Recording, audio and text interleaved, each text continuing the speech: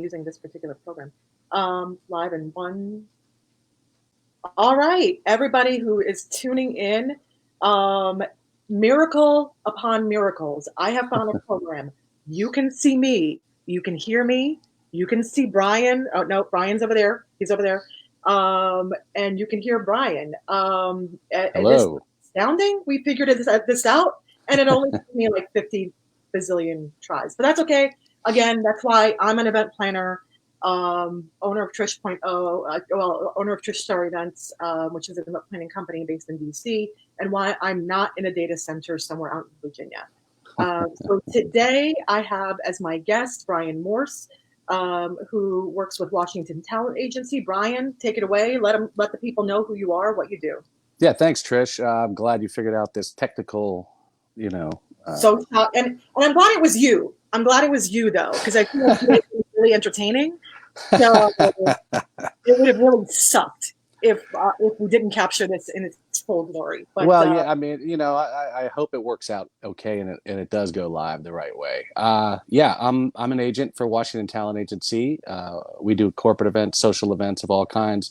We provide bands, DJs, photography, video, photo booths, lighting, many services, games, etc. For any kind of party. And yeah, so I mean, it's a lot of fun. It's a great industry. Right now, we're taking a huge hit, as you know. We'll talk about that. But at the moment, no, it's a great company to be a part of. We've been around 53, 54 years now. So kind of the 800-pound gorilla in the market. yeah, I mean, WTA, so for those who are kind of like watching out of the end area, again, this show is really kind of designed so that people who are not intimately connected with the events industry could get, just some like insider info. How are people doing? Who are the players? Put some faces with names, because you'll be hearing a lot about how this is impacting our industry in the weeks and months and years probably to come. So WTA, family run. Jake Sherman is the son. Jake is who I know, but his Mm-hmm. father started right with Onyx Band. Yes. Um, So the back I mean, history. yeah, he started the him and Chuck Kahanoff took over what used to be part of the Rubin family owned the agency for a while, and uh, effectively in I think it was late '90s or something along those lines. Robert, who had been a drummer in the band, he's also an accountant, he's also an attorney. Very bright guy, very energetic, was doing sales as an agent as well as doing that, and eventually decided that he wanted to buy it from the Rubens who were leaving. And so he took that half. Him and Chuck are partners, and Jake is the son of Robert, and Jake just started a couple of years ago DJing, and I think within a calendar year ago, maybe less. I think after the summer last year, started working in the office and going out on events. So anybody watching this who's gone to NACE or any other association event has probably met Jake at least once, if not twice. And I apologize to all of you for that. Really, like you can't. There's no getting around it. You will know if you've met Jake. That's Sure. very true, Yeah. and he's grown leaps and bounds since he started with us in this industry, where he'd only seen the back end of it. Now he's seen the value of being out on the front end of it, being out in public, hamming it up with people, buying drinks for people, whatever it takes to be socially involved. Which I think our business is very much like that, where face-to-face contact, relationships are established that way, not over the phone only. Very important to do that, and he's been getting very good results, for his efforts. Yeah, I mean, and it's really interesting to always, see how certain people make their entry into the industry, which is, I guess, kind of where I was going with that. Because you and I had a very interesting conversation last night in Yeah, preparation for this call, where you were telling me like you had been in like telecom, like what happened, because yeah. this wasn't where you started in No, life. I started selling advertising. I was waiting and bartending, and then started working for print advertising company. Then I sold radio advertising, the 980, the sports channel locally, Yeah. sold advertising for them. And then this wave was coming in the late 90s, mid to late 90s of telecom. So I got involved there and started and worked my way up to channel sales manager. So I was basically taking care of all the resellers who wanted to buy off of our network and such. That eventually, that industry kind of imploded on itself once there was too many cooks in the kitchen, Yeah. and they've shrunk back down dramatically. But this was the high speed internet access game that really hit the market hard with DSL and T1 lines. I mean, that's kind of laughable now, 1.5 megs. I mean, I don't know what we're using right now, but the equivalent would have been a massive. This would have been for the amount of data you and I are using it right now would have been for something in the size of like a mall that had data machines back then, and that's all they would have had access to. Now, of course, here we are, where everybody has 50 megs or what, I don't even know anymore. So I went from there, and then I got into the entertainment business through a friend, working in more amusements like games and inflatables and things of that nature. And and now I found myself into about 6 years ago, 5.5 years ago, with Washington Talent. All right, awesome. So I mean, and you always seem to me like the guy who really enjoys what he's doing. It Yeah, seems like you got into this and you just have like a real passion for it. It fits. It fits your yeah. personality. I've often called you the hype man. Yesterday, you actually came up in the conversation that I had with Cecily Moorhead. We were talking about zombie apocalypse response teams. I'm not trademarking. I'm calling them ZARTs. And y'all are out there forming your own teams, and we both agreed that you would be like a scrappy, like you need to be on our team. I would absolutely be on the You kick team somebody's as ass. right. Provided you and Cess are on the team, I'm in. I'm game. And yeah, you're absolutely right. This is uh, the industry that we're all in, and we all touch different layers of it. But I like to say that I sell fun, but Yeah, I'm never shoving anyone into a car that they don't want to buy. right. I've always thought the way I approach it is if someone connects with a band and they want to purchase that band for that night, whatever it might be, if they've made that decision, they can then move forward to the next step, working with a planner to go on to like floral and etc. If I make the decision for them, they'll never be able to move forward because they'll always be looking back and not confident with the decision they made. So trying to be that entertainment component, Yeah. I've always felt like you just want to make sure that they're happy and that they made the decision on their own. You just provide them with the resources to do so. And that's what I try to do. And that makes them a lot happier in the end. They're going to love their band at the end of the night, regardless of who we offer. But I don't try to shove them into, hey, you need this Ferrari and not this Honda. I don't do that. So, Well, and we sit on such an amazing bank of talent in the Washington D.C. area. I mean, I'm sure many of the people who are watching probably know that.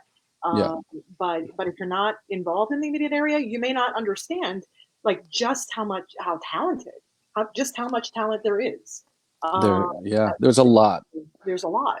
I mean, there's a lot, not just in the area, but have come from other places to work in this area. The market, um, I don't know after now what's going on, but and we'll get there. But Yeah, the is effectively recession proof to a degree, where there's still people that other than corporate, were doing work and getting married and having bar mitzvahs and such through 2008, 9, 10, etc. Even during that time, while business may have been down for some, people were still having those kind of events because they make people feel good, and people's lives don't stop because the stock market's not at a certain number, right? right. Um, and so people did come from other areas. We do have a lot of performers that have come from other regions and are now living here full time working.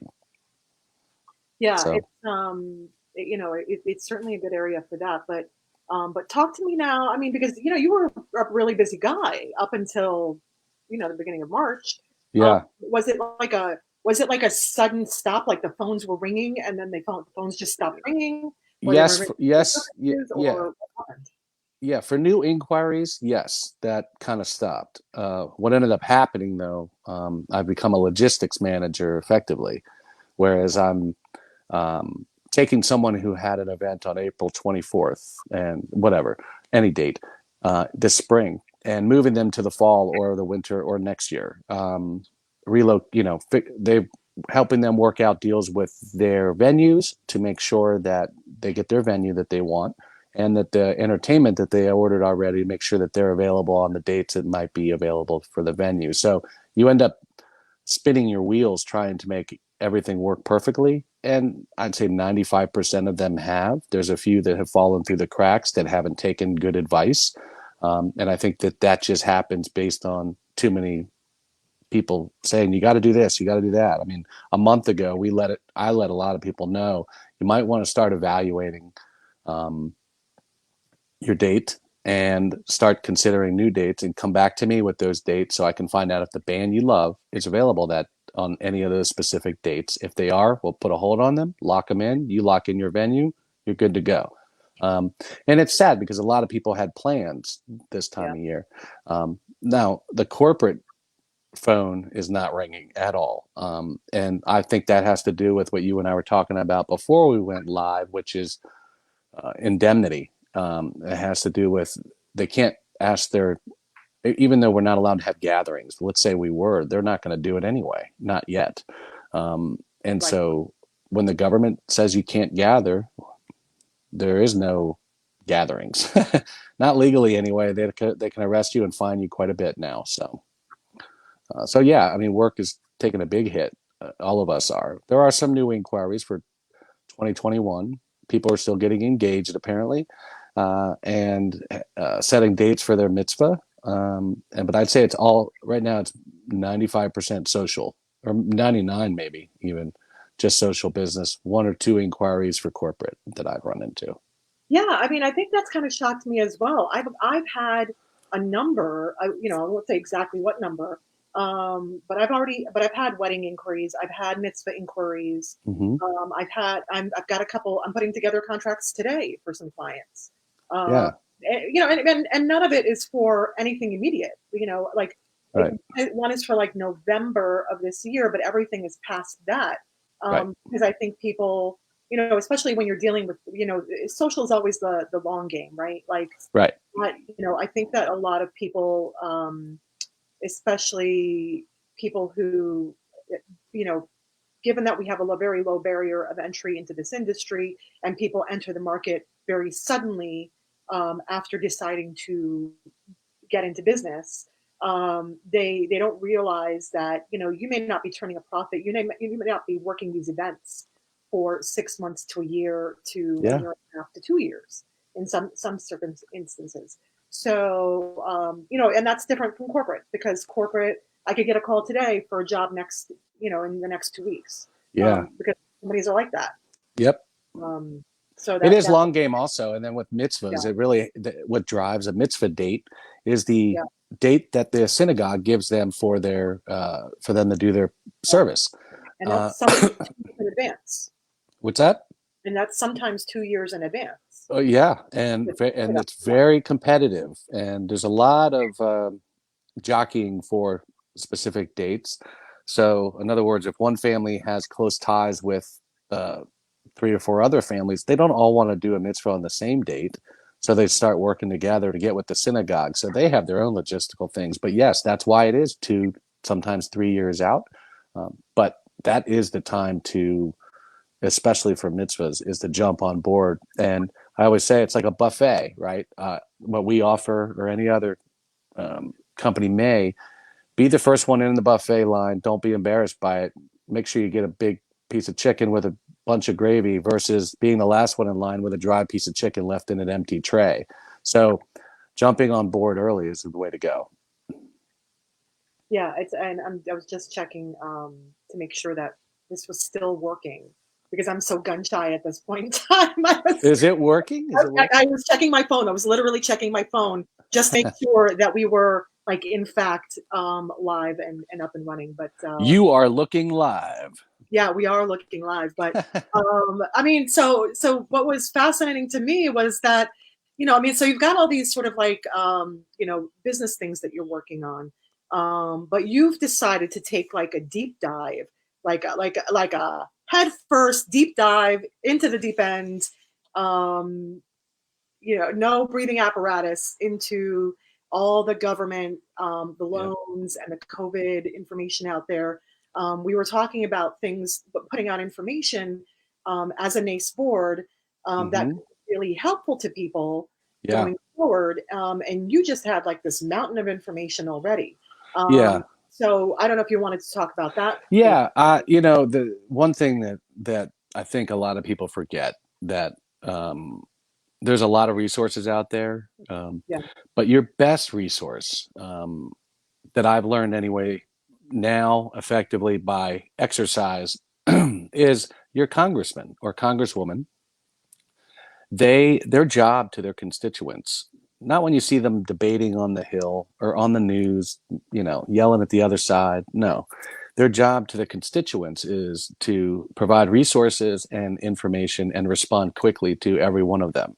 um, my representative is David Trone, and Total Beer and Wine, or Total Wine, Yeah. that guy. That's the And same and with the Yep. yeah, and so, but his office has been extremely responsive. I've talked to them multiple times. I've asked them questions for a lot of things, and part of the reason I want to dive into so much of this stuff is because I've been following it since they were debating it on the House and Senate floor, exactly what's in the bill, looking at, reading it, and realizing. And I told him that this bill's more like a colander than it is a bowl, because there are a lot of aspects of it that are going to a lot of things are going to fall through the cracks. And so by discovering that, I've reached out even further to learn more and get direct contacts with the Department of Labor, so I don't have to sit on hold for 3 hours. The Small Business Association. And so I've got direct contact to them. I can email them anytime. They get back to me within half an hour with an answer that I need, and I can provide it to my office. My contractor friends are waiting for the federal government and the states to come to step up with new technologies so that they can work together. So, in other words, their database is independent, much like the elections for every state is different. Um, the systems that they have for unemployment are also very different. So they're trying to add on and expand the coverage for contractors, sole proprietors, and things like that, which is in there, but no state has a setup for that because if you've been laid off or furloughed, that's the only way you qualify for unemployment. Now they're waiting for the IT, they're testing systems to make sure that they can avoid fraud and crashing and things of that nature. And that's going to open up relatively quickly, but they don't have a date yet for that. That's an example of, like, I know so many sole proprietors, and every one of our performers are 1099 contractors. So Yeah. they Not to interrupt, I just wanted to no, kind of you're fine. come up for a minute. Yeah. Um, and they're kind of like a one-shot deal. Like if a band does not book, a gig for a Saturday, then they don't work that Saturday unless they've got some other side gig going on, like bartending Correct. or whatever.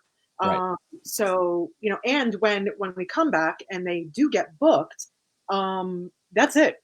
You can't replicate that product. Right. They are They're their own product. correct. And So they've already missed those dates that they right. can't go back to. And so that's for entertainers, that's for people who serve at catering groups, all of those people that may or may not, if they're not employees, Yeah. are going to be eligible. And I think it's retroactive to February. I'm waiting for the actual information on that. When this all was kind of, the alarm went off, I Right. think they're retroactively doing that, especially when they've shut down. This is government mandated. So um, they owe you and they will get you, but it's going to take a little while. And that's the sad part about it, is that people don't have that time. So I've been advising the people I know, contact the people you have debt to.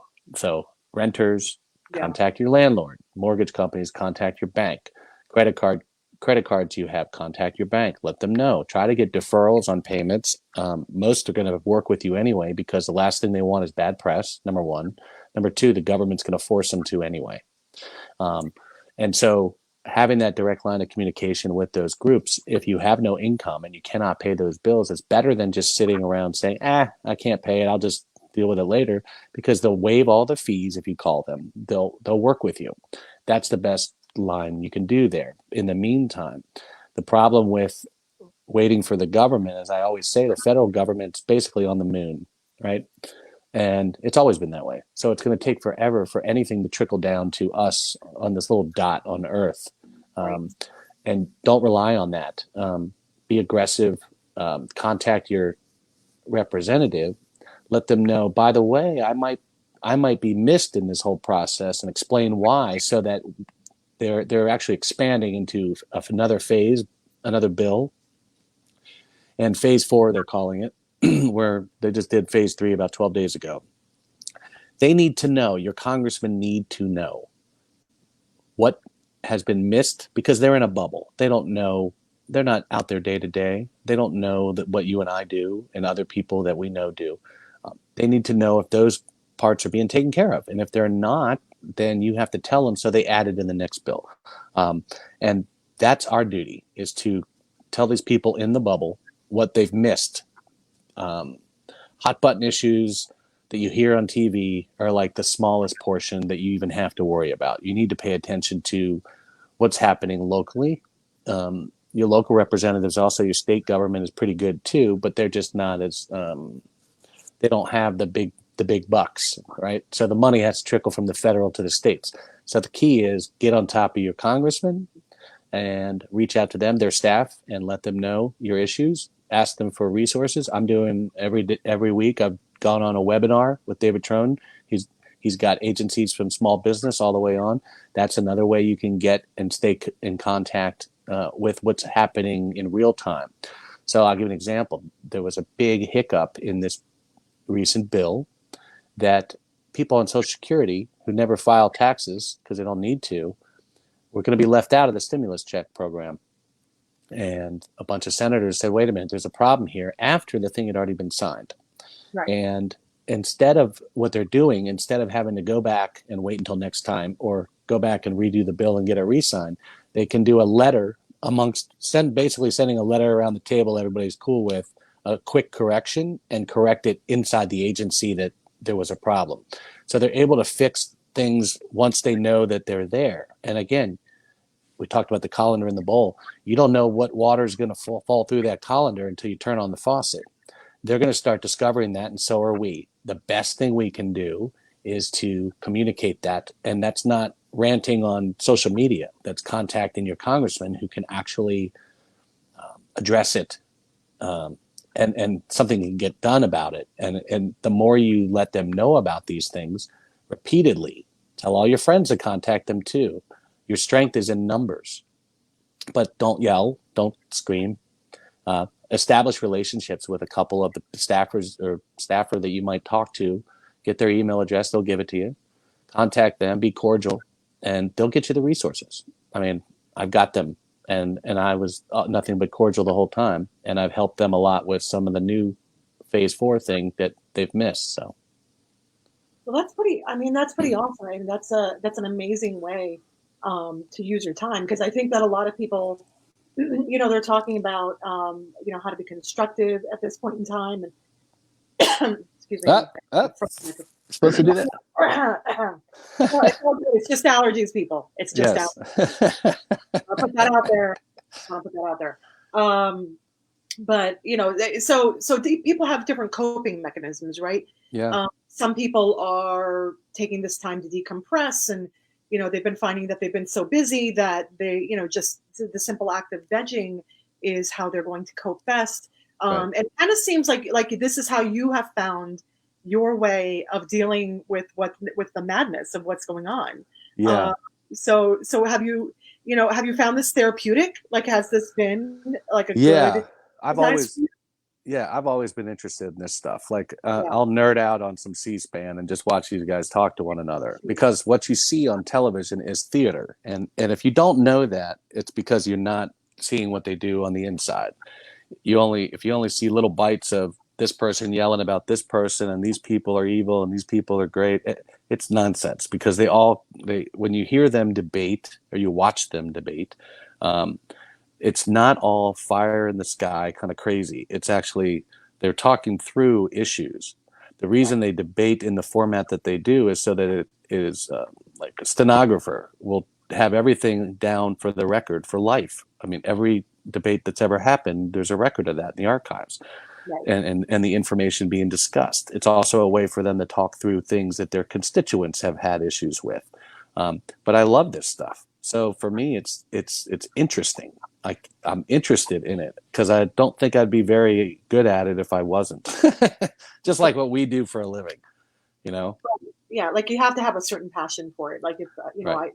I think that one of the it's just interesting because one of the things that people, I've had people ask me in the past, like, what's the best advice you could give someone who wants to become an event planner, or wants to get involved in the, events industry to begin with.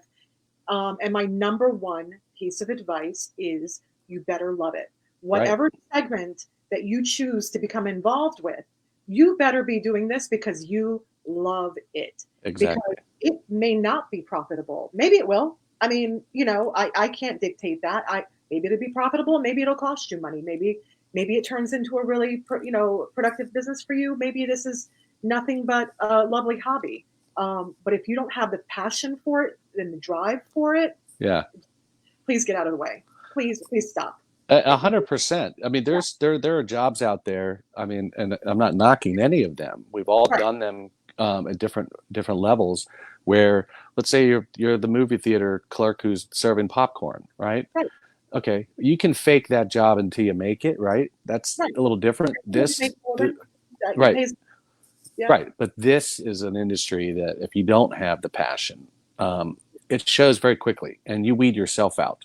And yeah, it's an industry that has to do with trust. You have to trust, Trish. If you contact me to help you with one of your clients, you have to trust that I'm going to do everything I can to understand your pain and anguish and what you need to deal with and how important that client is to you and future business from that client. You need to know that I understand that, and then I'm going to give you the best I can, service wise and otherwise, to help you with that. If you don't believe that I'll do that, you'll never call me. And people who just pop in just to make a little money here and there, and everybody can be a planner because they have an online program, and so BS. Because what they don't have doing that is they have not vetted multiple vendors. They have yeah. not experienced on-site anything. I would add to what you said: if you don't love it, don't get in it. I would add this: if you are interested in getting into any industry like this, any component of our industry, start at the bottom, because then Yeah. you'll have a much better appreciation when you make it to the top of all the components that go into it. Be a subcontractor for someone like you, Trish. Be a day of person. Run around and be the gopher.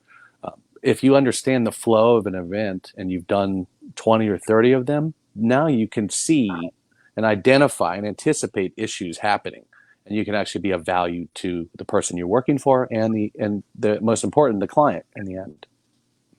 Well, I 100% agree with you on that. I think it's really important to have a very solid foundation of knowledge. Yeah, But I also tend to be someone who's all about continuing education, right? Like, it's my jam. So I go to yeah, conferences. I'm involved on the National Education Committee for NAES. Was trying this year with my presidential year for DC NAES to up our game, content wise, to provide additional value for people. So, we talked a little bit, we touched a little bit on the immediate future of events, and like issues of indemnification and what things yeah. are going to look like. And you had a very interesting prediction. Actually, I don't know if you want to share it. I mean, it is live. People might take credit for it, but yes, Brian Morse predicted it today, April, whatever this is. And so, I don't know if you wanted to, Which one? about like checkpoints. Like, Oh, right, right. I think the only way we can ever go back to what we used to do prior to all of this hitting us like a tsunami, um, is a vaccine. That's 12 to 18 months away. Um, and then it's also treatment so people won't die, right? A way to stamp this down a bit, or a way for people to, any kind of protection. But in the meantime, until we have those things that are 100% working, I think it's going to be more like walking through at FedEx Field. You have to go, or Nats Park, you have to go through a metal detector. And they might wand you if there's something on you. You're not searching for anything but weapons or dangers that way. I think for people to go into a hotel ballroom coming up, at least until there is that vaccine, testing and checking temperature and so forth is probably going to be mandatory. The reason is because of liability. And obviously, you don't want to have a room full of 200 people to get infected by one person who didn't know they even had something, because this can be so asymptomatic. So I think it's going to be like a checkpoint for every event until we have that preventative. And I know that sucks to hear for our business, but if anyone else, that I'm pleased chime in, on the bottom there, right. or let us know or what you think might be what's going to happen in the next handful of months, because I don't see another way out. There's only so many Zoom calls you can do, but that's not going to be a wedding. Nobody can celebrate on that. Everybody talks over one another.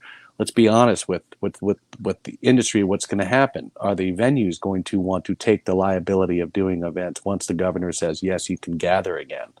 Um, they're not going to do that from a responsibility standpoint until we have a way to actively test in real time everyone going into a party. And quite frankly, I think every person would appreciate that. If anybody felt like that was too much to do, I think that, maybe not invite those people if they're going to complain about it, because the reality is that safety first, second, and third, always. Yeah, So I think you're 100% right about that. I think it's going to be, issues of safety. I know there's been some, already some sort of like surface level conversations that hotels have had and companies have mhm. had about like how do we make people feel comfortable, because the reality is that even when we come up with the vaccine and we come up with the testing and we have all these measures in place, people are still going to fear Yes, gathering. There's right. still this is going to be this has been a gut punch to a lot of people, and to a large percentage of the population that didn't have to deal with 2008 and didn't have to deal with 9/11, and Right. we even you and I even got deep last night. We even talked about the 1970s New York gas lines Yep. on the streets Yep. situation. New York in the 70s was just not where you want it to be. Yep. And realistically, we could be looking at a future where we're going back to that, where we're going to a 1970s America. I Which I think you're right. great. I just remember that from childhood, thinking, well, this sucks. Yeah. Um, so it's interesting. I mean, so how did WTA, like, how did they manage 2008, and are they using the same strategies to manage what's happening Well, now? the difference between, Or are they doing completely? yeah, it's different. It's completely different because it's not about the economy was in great shape. It seemed like a lot of people were opening up their wallets to do a lot of different things, parties for all kinds, and that's shut down. People aren't working. People have uncertainty. Nobody knows how long this is going to go. I think at least 2 months more, and that's just because until we have um, a treatment that can, like, if you get this, you shouldn't be on a ventilator the next day. Okay, treatment that can keep you from going that far. Right. If that happens, then it's not as scary as it's more like a bad cold if in the long run. At least that's according to the doctors that Or talk like about it. even flu, where Right. people die from the regular flu, but at least there's like a lead in. It, Yeah. it Yeah. hits you like an axe on the head, which Right. And kind of seems to. and what this does is is kind of spooky just in general because it really preys on the weak. Um, so until there, you know, you're going to see a lot of weddings that don't have grandma and grandpa there until there is a way to prevent them from getting it. That's, you know, the flu will catch up to everybody who gets shots. Amy and I had the flu about a month ago. We think it's the flu. I got tested. It was negative. Amy got tested, my wife, and she was flu A positive. So either I had that same thing or we both had what's going around now. We don't know. Um, until we all can be tested to determine if we've had it, if we have antibodies that can protect us from it, and if we can test in real time quickly, our industry is going to take a huge hit. That's just a fact. And the reason is because our industry relies on interpersonal, you know, gatherings and touching and being close to one another and hugging and so on and so forth, celebration, right? It's going to be very tough.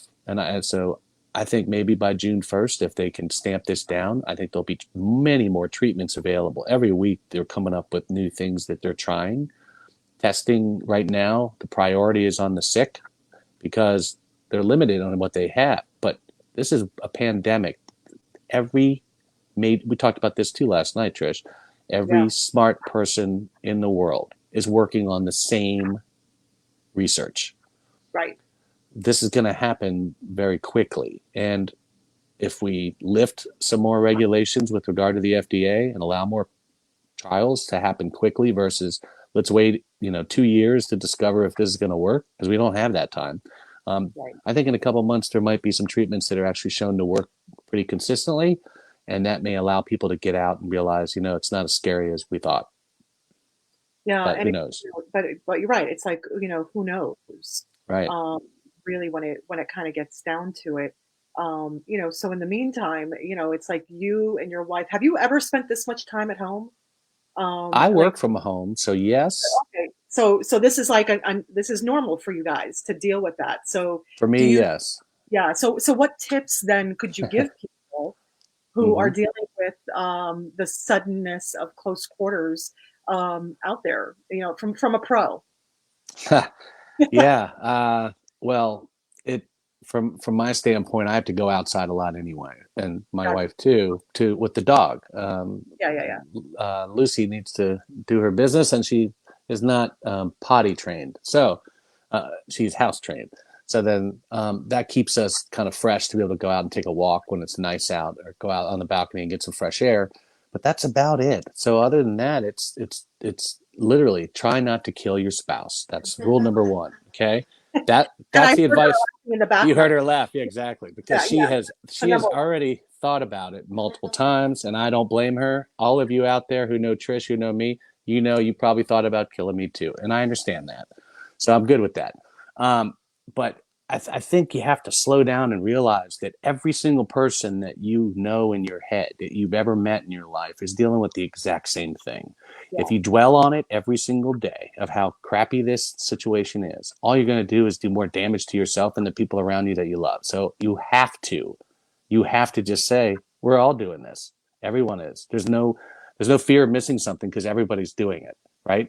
Everybody's doing the same thing right now. That's what I said. I'm like, I can't feel so sad because I know, Yeah. I'm not the only person experiencing this. This isn't me with a broken leg. This is the entire world. Right. That's Sent a great way to put it. That's a great way to put it. This is not you with a broken leg. This is the entire world. Yeah, And that's exactly right. And the DMV is going to be, you're going to start seeing numbers spike quite a bit. But that's more testing and waves. But just keep doing what they're telling you to do. And in the meantime, business wise, what can you do?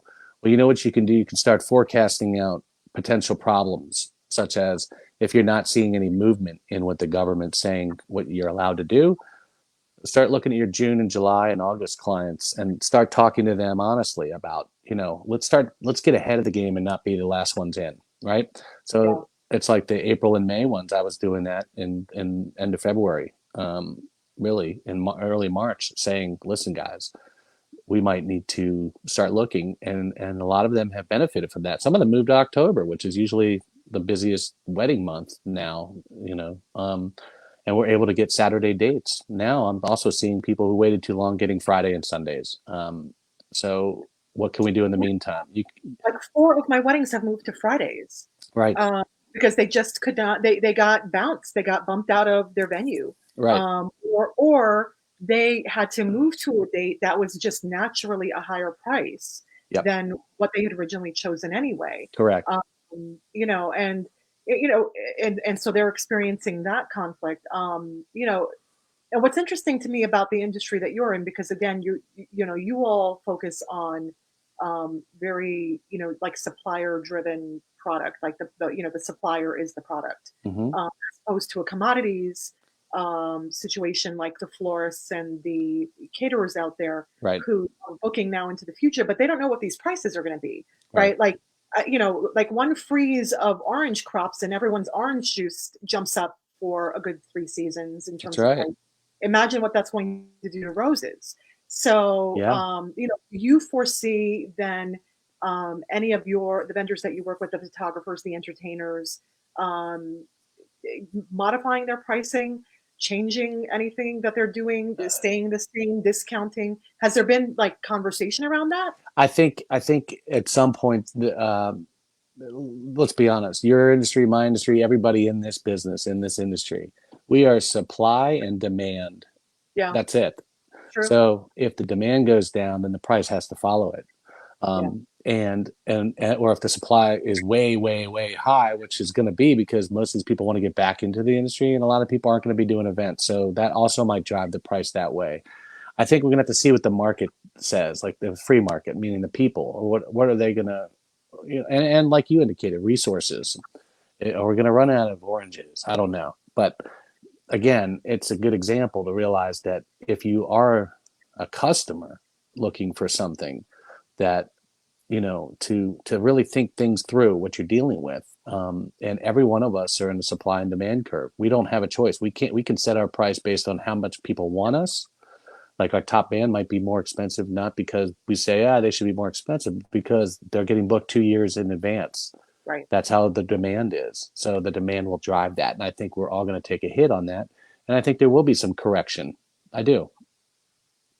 Yeah, I mean, it's certainly, it's certainly going to be interesting going forward to see what happens, to see how because every once in a while it just seems to me, like even when you take it back, right? Um, this kind of goes back again into that whole like deep dive conversation that you and I had. We could talk about 2008. Yep. We're all, everyone who's watching is probably pretty familiar with that. Even 9/11. A lot of Yep. people out there are familiar with that. But even prior to 9/11, people forget about like the Enron situation. Yeah. People forget that Priceline, when Priceline became a thing, Yep. that really did, like it completely transformed the travel industry. Yep. Like I can't tell you how impactful Priceline as a single company was to the way everyone did business in the travel Yep. industry. It single-handedly killed the agency, Yes. and drove everyone into this online model. Mm-hmm. Much like Amazon kind of has really, in a way, kind of killed, shopping. And Especially mom and pop. It yeah. started with killing the mom and pop, and now it's really getting the big guys. And the big guys have the huge leases, and then the malls and things like that. So that does make a difference.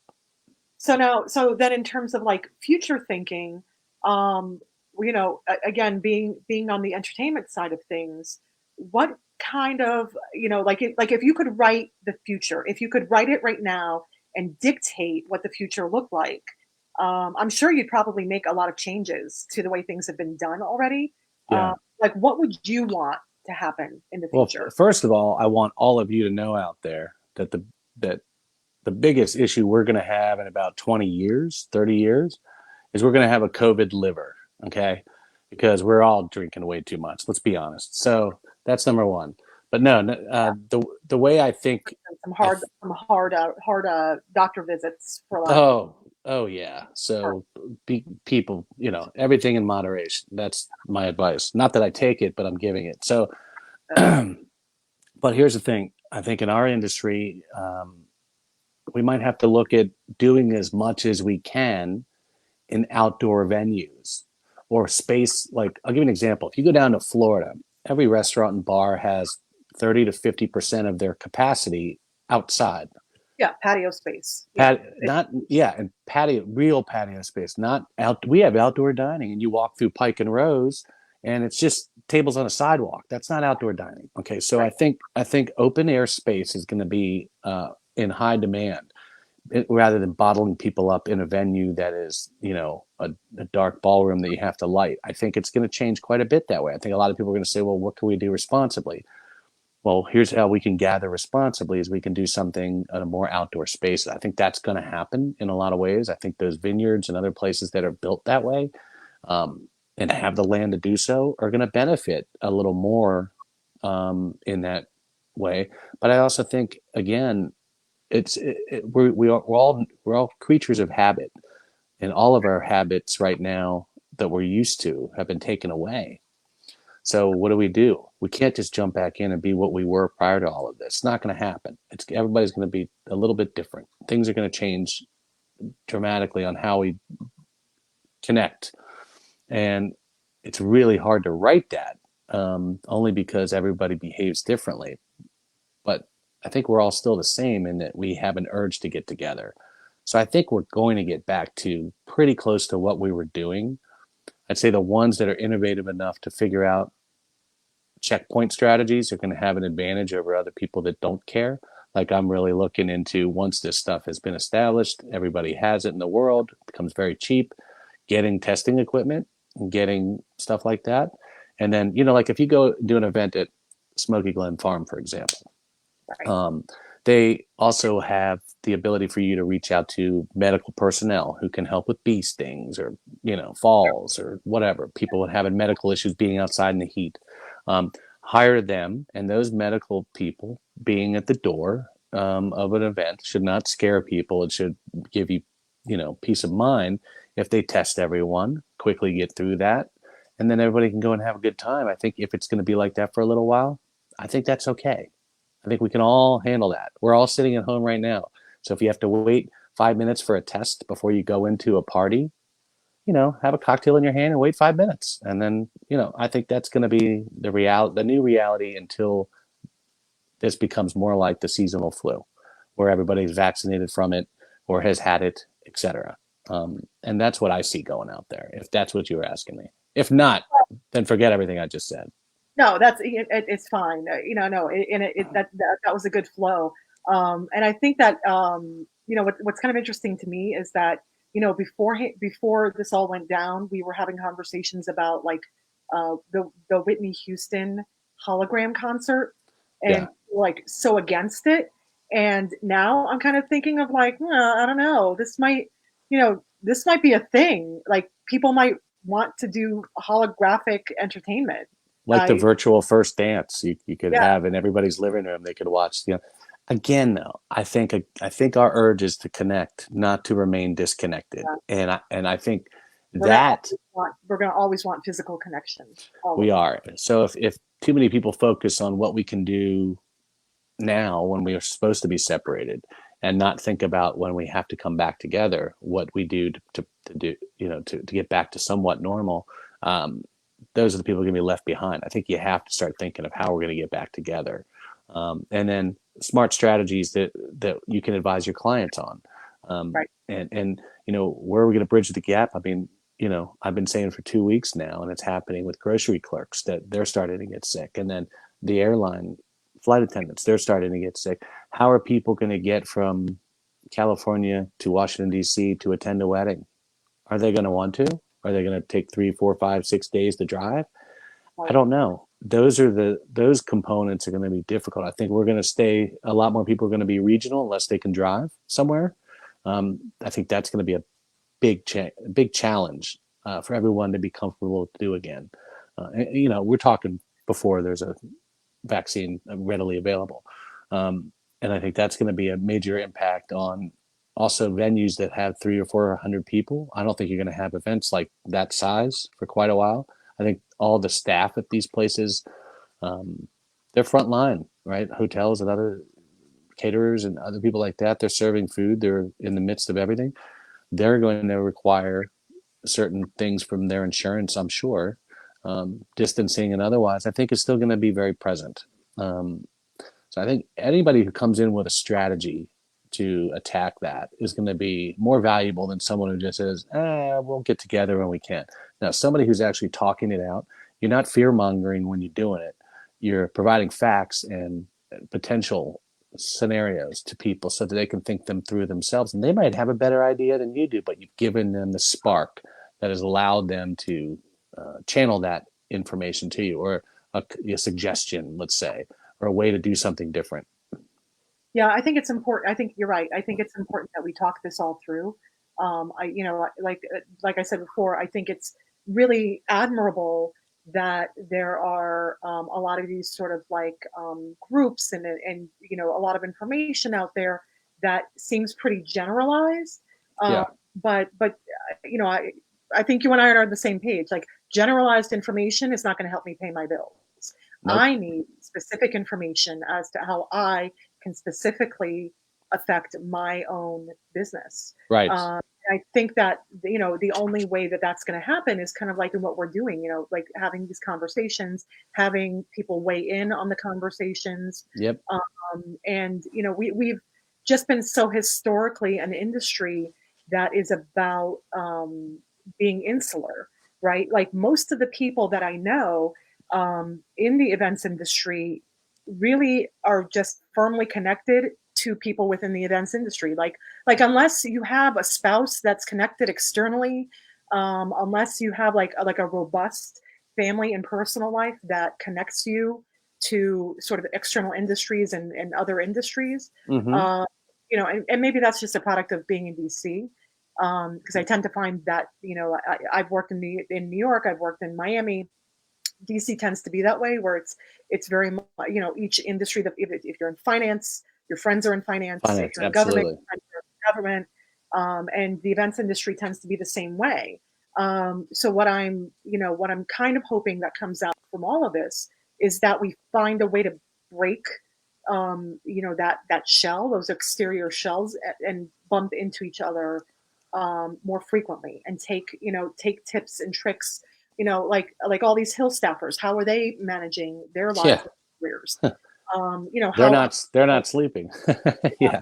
they're really not. I can attest to that. Yes. And so how are other industries coping with what's going on? It's just a really great time, I think, to like everybody to gain this information and gain this knowledge. Yeah, I think if you just go, I'll tell you what, you're going to do yourself a disservice if you just go to the frequently asked questions page of any specific website that you're trying to learn something about. Waste of time. I mean, you can look at it. You need to dig deeper and get personal contact with an agency or a group, like in my case, specifically with Department of Labor, specifically with the Small Business Association, specifically with the congressman, having direct contact with them to get the information I need for the same reasons you were just laying out, Trish, right? That I can also pass down to other people and let them know Right. that that's right there for them. It's a phone call, it's an email, that's it. I think one thing you brought up something I think that is going to change. I'll tell you something that I think is going to change. Going into an office with 50 people, unless you have to be in that office, that's Yeah. going to change. Yeah. I think the technology with regard to being able to work and meet remotely, especially in our business with meetings. I mean, how important is it to sit down with a client and say and go to a food tasting, for goodness sake, just to discuss. Do you want to have table one get served and then all the way down to table 15, or do you want everybody to be served at the same time so you can have a 45-minute dinner and the rest of the night to party? So there's like you could do that when you're sitting there talking about food and tasting food, or a meeting to sit down when you're talking about your client and going down their timeline. If it's going to be a meeting like we're meeting right now, that's a microcosm. I think the big picture is going to be um, there's not going to be a need for everyone to sit in front of a desk so the boss can see that they're sitting in front of a desk. Productivity is going to be measured differently than just by how many hours you put in front of that desk. Does that make sense? Yeah, I mean, that's the hope, right? I Yeah, think that, yeah, I think that people are seeing, just how much time um, is spent, with water cooler chat. And, I mean, yeah, I think that, um, trying to formulate this so that it doesn't sound insulting to any particular age group, but let's just let it fly. I think that Right. I think that once we got into telecommuting, there was a retraction of that telecommuting workforce because there was a population that was not comfortable with it, that could not, wrap their heads around the metrics surrounding the productivity right. of a telecommuting workforce. So they snapped back and they're like, no, everyone needs to be, like you said, everyone needs to be in a desk. I don't care if you're not doing anything at that desk but But you playing, better be there, right? but you better be there. Your butts in seats. So Mm-hmm. it was very much like butts in seats mentality um, going on in the workforce. And what this has forced people to do is get comfortable with technology. I can share with a lot of people out there know that one of my biggest clients is a synagogue. Um, there was a strong opposition to anything technical that I was trying to bring to the board in terms of, getting their high holidays and getting that, Yeah. putting that online and Happy to Happy Passover, everybody. Sorry. that Go ahead. face off to all, Yep. to all my Jewish friends. Yep. Um, but there was, it's been baby steps for the last couple of years with them. Like first we revamped the forms and then we put some of the forms online. Blah blah blah. This has been like quantum leap. Like everyone now has to had to do a virtual seder last night. Yep. Everyone has had to do these Zoom programs and Zoom calls, and going forward, we've had a lot of discussion as to like how are we going to handle high holidays, because that, I mean, talk about large gatherings. Yeah. High holidays, that they are, it's typically about 3,500 people Mm-hmm. um, for that particular client, for that particular synagogue. And it's over the course of days. So it's Right. not just 3,500 people, it's 3,500 people for days and hours. Right. Right. Um, so how are we going to do that? So, Well, uh, that's going to be the byproduct of all of this, is that everybody's going to have to get on board. Are we going to continue to go to movie theaters? Just think right. about that. Or do we use our TVs? Are they just going to, is being on the couch going to be more the norm for those kind of things for a little while? Especially, you talk about the synagogue wanting to talk about the holidays or broadcast something along those lines so their members can see it. What the heck is anyone doing with funerals? Well, you know what? Those That's, are sad. yeah. I've already personally have lost people that I know. One person in particular who was like a mentor to me when I was working in the Miami market. Mm-hmm. It was like the Mitzvah King.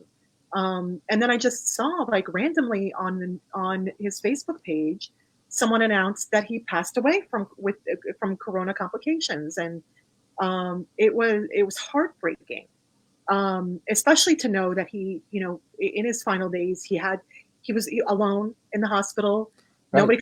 Nobody could attend this funeral, and you're talking about someone who was fantastically social, Yeah. who had a huge circle of friends and family.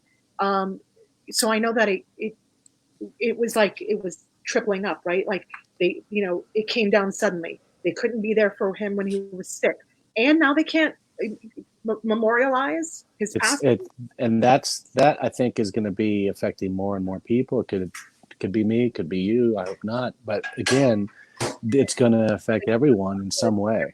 Superstition in me or to make me knock on wood. Knock on wood, Yes, please. yes, I did too. But I'll say that the reality is that that's sad.